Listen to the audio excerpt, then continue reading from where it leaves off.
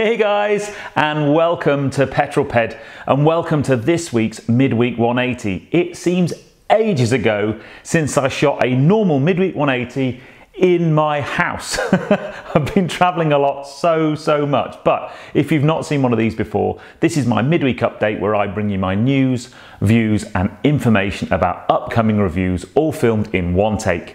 I'm going to put 180 seconds in the bottom left hand corner of your screen, and that's it. A very simple format. So without further ado, let's get cracking with this week's Midweek 180. I shall start my timer.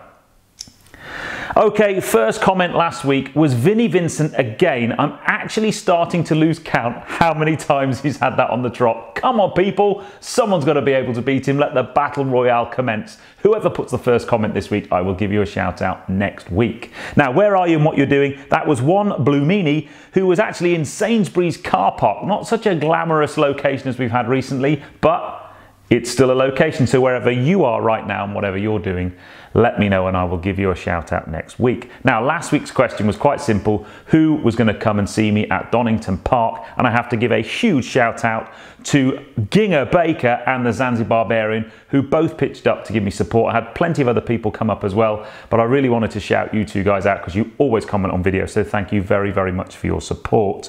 And this week's question was actually triggered by my experience at Donington Park and also my experience of the new Focus. I just wanted to know what Sat Nav you use. Do you use the in-car Sat Nav, or do you use something on your phone like Waze, or maybe an app like TomTom, or a secondary device like a TomTom or a Garmin? So what Sat Nav do you use and why?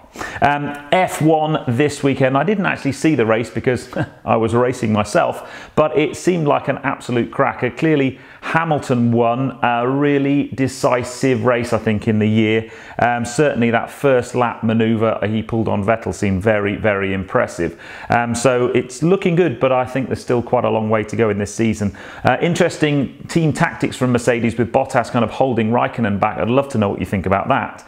But the big F1 news for me this week was for me, quite a surprise, the announcement that Landon Norris was going to replace Stoffle Vandoorne at McLaren. I thought that was coming, but I thought that would probably be the season after next, so 2020, not this coming next season. So again, I'd love to know what you think about that. There's still a few places up for grabs, but I'm afraid to say I'm not so sure Stoffle Vandoorne's going to be on the grid next year, which is a great shame because I think he's a great driver and he's held up really well against Alonso this year. New car news, we actually have some this week. Two cars I want to talk about. There's this is the new Aston Martin DBX. Apparently it's going to be called a Varekai. I think I might well have said that right. It's due in 2019. There's going to be a V8 and a V12 version apparently with 600 or 503 horsepower respectively.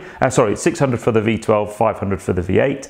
And then also apparently there's going to be an all-electric and hybrid version down the line. So really interesting car, kind of going up against things like, I guess, Lamborghini Urus and that sort of super sporty SUV. And then also this broke cover on Tuesday this week. This is the Mercedes EQC, fully electric car from Mercedes, 200 miles of range, 400 horsepower, 0 to 60 in under 5 seconds, and about 112 miles an hour top speed. So interesting car. And then finally, I want to talk about this week's videos, which is all about my Becoming a Racing Driver series, but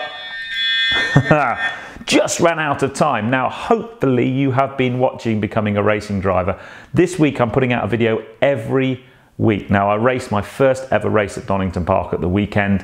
What an experience. It was just mind-blowing. The most nerve-wracking, the most adrenaline-filled, the most enjoyable, the most incredible, life-changing experience I can remember, to be fair. So Monday and Tuesday night this week, I put up videos about my final test and my qualifying, and then you need to tune in. You've got a special this week on Thursday night this week at 6 o'clock. I've got my full race 1 coverage. I'm going to show the whole race from start to finish. It's only a 13-minute plus 1 lap race. And then on Friday night, race 2. All I need to say is race 1, there was a huge crash, and race 2, I had a dice for the whole race with about 3 or 4 cars. It was amazing. First proper bumper-to-bumper action, an incredible experience, so you need to tune in for that. And they are my videos, and that, my dear peddlers, is that. I hope you've enjoyed this video.